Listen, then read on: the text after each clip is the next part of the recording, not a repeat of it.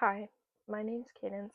I'm 20 years old, and I'm starting this series of my YouTube channel called Figuring Out My 20s. I want this channel to be a place where people can go, people, who just need to see someone who is going through what they're going through in order to realize that it's okay. If you can't tell, I'm nervous. Like, actually, really nervous. Hence why it's a little bit hard for me to keep eye contact with the camera. I really love talking to the camera. I had a YouTube channel when I was younger, and it was really based around like day in my lives while I was in high school with all of my friends, which was a little bit easier because it wasn't just me. I had other people around to take the full attention off of me, and this channel is going to be mostly just me.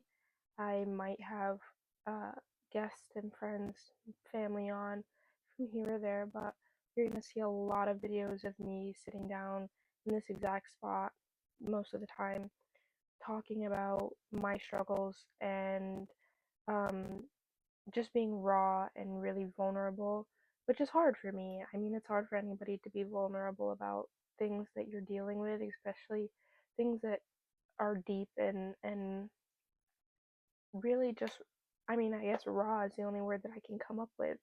It's just something that's not easy, and um, I want there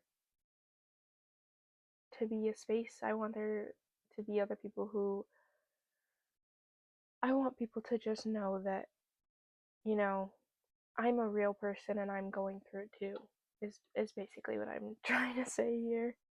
Obviously, as I said, I'm 20 now. I just turned 20 on the 2nd of April. Um, so literally, like, I don't know, 27 days ago.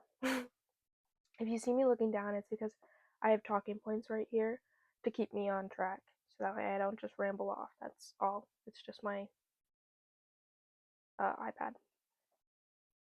But yeah, I turned 20 on the 2nd of April, almost a month ago now, and um, I think it's important to say that just because this series is figuring out my 20s doesn't mean that you have to be 20 in order to resonate with what I'm saying.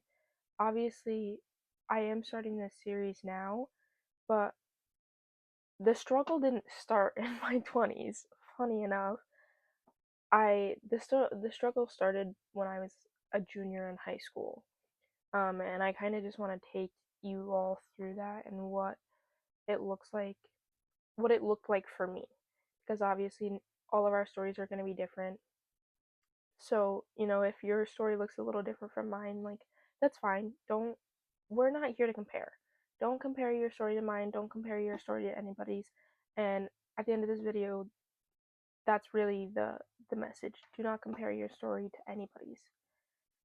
With that being said, I mean, my whole life, I have really thought that I was always going to go to college and I was going to have, you know, a job lined up for me at the end of college, and I knew what my life was going to look like, and that was just going to be it. There was never really a question up until my junior year of high school. Excuse me. um so I was pretty set. I felt really confident in the fact that I had a solid future ahead of me, and I knew where that was going to take me, and I didn't have to question that. Um and maybe some of you were in the same boat, and maybe some of you had no clue what you wanted to do right up until the point where you thought you maybe had to make a decision, and then you got there and you still didn't know what to do, and now you're here.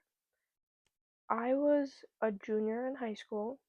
Obviously, that's like when you start really thinking about colleges and applying for scholarships and trying to figure out what you want to do if you haven't already.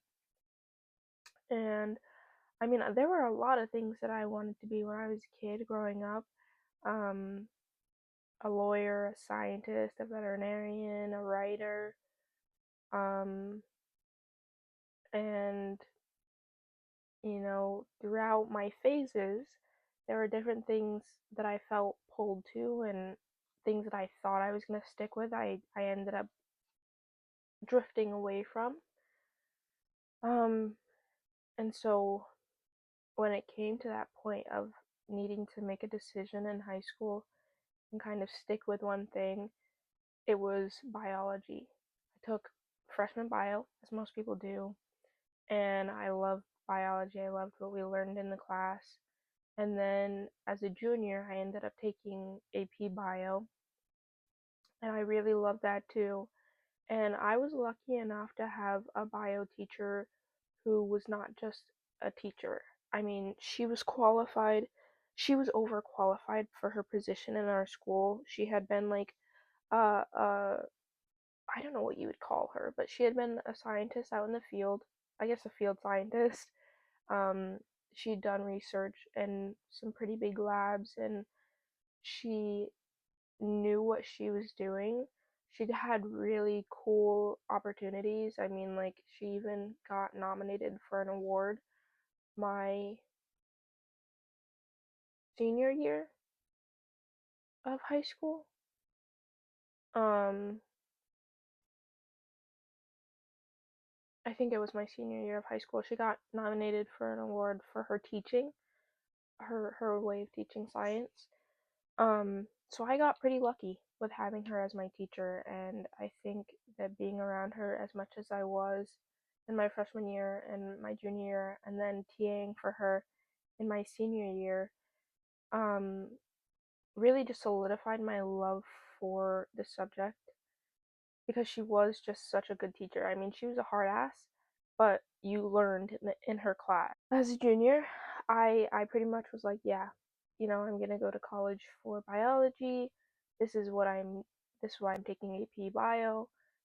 This is it. I'm gonna go to school for bio. I'm gonna mimic exactly what my bio teacher did. Her um like career path, I guess, which was basically she did her field work and then she ended up being a teacher in a high school. And that's what I wanted to do. I wanted to go and do field work, do research of my own, get to work in the big labs and experience what that's like, maybe travel the world doing research and uh, take advantage of as many opportunities came my way, but also then eventually come back to like a life where I could settle down and have a family and live a normal life, I guess, one that wasn't so demanding on me. Um, but I chose that because it was something that seemed easy. It was something that somebody had already done and I had seen it done. So it was like it gave me a sense of comfort. I didn't choose that because it was something that I really wanted. Because as a junior in high school, I still didn't know really what I wanted to do with my life. I didn't know what path I wanted to really take. I still had a sense of love for the idea of going to school for law, and I really loved and wanted to be a writer. I love English. Um, and I love dogs and I love animals, so I kind of wanted to be a veterinarian, but I wanted to be a dog trainer. There were all these things that I wanted to do, and I just didn't know what to do. So I picked that path. Obviously, I ended up applying to college my senior year. I applied to two schools. Um, my top school I applied to basically undetermined, I guess is the word I would use for it. So I didn't have a major. I would just be going in and filling out the necessary credits while having pretty much like exploratories or extracurriculars. I don't know what you would call them. I would call them exploratories. I think that's the correct term for that. But basically, classes where I can kind of dip my toes into different things and figure out what I really like. Um, and that would have been like my first year, maybe 2 years of my dream school, my top choice. And my second choice was I applied as a bio major. They didn't have the option to go undetermined. So I applied as a bio major, and um, that was that. I was just gonna go to school there as a bio major, whatever, right? So I ended up getting deferred because so I applied to my top school as early admission. I ended up getting deferred from admission, which, let me just preference this, getting deferred from early admission is not the end of the world. I definitely took it as it being the end of the world. They were rejecting me before I even got the rejection letter. I wasn't good enough. I just felt like if I was doing this good academically and I had, you know, done sports in school and I'd done other extracurricular activities such as plays, whatever, blah, blah, blah, all to really help me um, get into schools. It was just heart wrenching to get deferred. It was pretty scary and confusing, and I wish I had had someone to tell me that it wasn't the end of the world and that either it's meant to be or it's not, but just to give it a little bit of time. Um, because I ended up committing to the second school when they accepted me. Regular admission, but regardless, they had accepted me and my dream school didn't, so I jumped on it. I didn't like the feel of rejection from my first school, even though they hadn't actually rejected me. In committing to my second school, I committed to being a bio major. I still wasn't sure that I wanted to be a bio major, and I didn't want to waste my time doing something that I wasn't sure I was going to love forever. As the time dwindled down, and I started to feel this pressure on me. Like, why am I doing this? What am I doing? Without weighing so heavy on my heart, as heavy as it did, like anytime I thought about school, I just felt worse. So eventually, I talked to my parents and I said, hey, I really feel terrible about this. I don't want to go to college. I want to take a gap year, try to figure out what I really want to do. I got a full time job working in a gas station, and I did that for 6 months before switching jobs. I found a better position, better place, and I'm still working that job today. I've been there for a year and I think 5 months now, maybe 4 or 5 months. Um, in around 7 months of me being there, I got promoted from a cashier to a shift supervisor. I'm one of two or three. Always think about whether or not you're ready to make a commitment to adding more responsibility to your own plate. I knew that this was a dead end job. That's it. It's a job to pay my bills. It's not something that fulfills my inner needs. It doesn't give me a deep sense of purpose. It's just here, now. That's really it.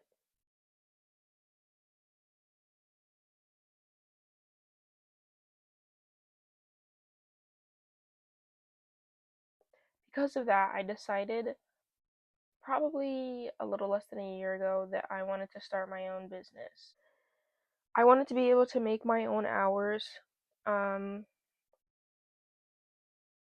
and I wanted to make more money than I am right now. Half a year ago now that I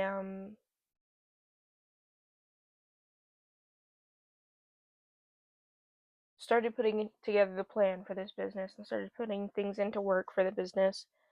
Um, and just this past month, I started putting out flyers, started advertising for the business, started marketing for the business, started making I made an online profile for the business, so on and so forth. Whatever. In the last 6 months, between the time that I was so in love with this business idea till now, I've completely lost the love for the business. Crazy, I know. I have just come to realize that the business is another thing that I just it's convenient. It's not what I want to do forever. It's not something that I even see myself doing for a very long time. It's just here now to help me take another step forward because there are things that I want for myself in the future. I'm 20 now, but I want to buy a house. I want to buy a new car. I want to get a puppy of my own. I want to make more money. I want to eventually have a family and be able to support that family. And I want to be comfortable. Right now, I'm making more than minimum wage, but less than the, like, I don't know what you call it, but basically, there is like a certain amount of money that you'd have to make hourly in order to live comfortably, and I make less than that. So I can support myself because of the opportunities that I have in my life. But if I can't afford an apartment, I can't afford to buy a new car, which is really big for me. Like I want to be able to have my own apartment or to be able to buy a house, ideally within the next 2 years, maybe three, max. Um, so the business is here. Even though I'm not in love with it, I don't really want to do it. I'm still putting myself out there and trying to make clients and or trying to meet clients and marketing and advertising because want to take a I want to move forward. Um Now that you know the full story, I want to talk to you about where I am right now. And right now, the best way to describe how I'm feeling and what I'm going through is I am a bag in the wind, just kind of going wherever the wind takes me, and I have no real sense of direction or stability or idea of what my future looks like. I have no plan for myself outside of my 9 to 5 job and the business that I'm trying to build. With that being said, I still have lots and lots of passions. I love to write. Um, I have a book that I'm writing. I put air quotations around that because I started it, it's plotted, but I have not actively been writing. So I don't know if I can say writing because I haven't really been putting time into it. Um, I do love dogs. I've always loved dogs. I still want to work with dogs. I want to train dogs. I really get a lot out of training dogs. Um, but I don't see myself pursuing that anytime soon. I have no interest in um being a lawyer anymore. Don't see myself going back to school for biology. I might end up taking community college classes, but it's not really an interest of mine. I just don't want to do any schooling. I kind of just want to seize opportunities that come my way. That's the best way to say it. Um, the business isn't perfect, obviously. It's something I just started this year, so it's really slow right now, and I've only been advertising and doing other things, um, like that, marketing, whatever, trying to build a clientele for the last month. April is like when I put the business out into the world for people. Um, and it's going a lot slower than I imagined or hoped, and that's really upsetting to me because I expected things to move really quickly, and I know that's not realistic, but I don't know. That's just what I expected and how I wanted it to go. That brings me to pretty much the end of this video, which is a couple last things that I just want to say. I wanted to make the world a better place. Starting the YouTube kind of just fulfills that passion. And doing it this way also just makes me feel good because at least I'm helping, hopefully, someone else out there with something they're struggling with by being open about the things that I'm struggling with. So, yeah. Um, the last thing I want to say, I just prepared a quote. Hopefully, it sticks with you the way that it stuck with me. Comparison is the thief of joy. I think that will be hopeful for a lot of people to hear. That's all I've got for you this week. I'll see you next week. Bye.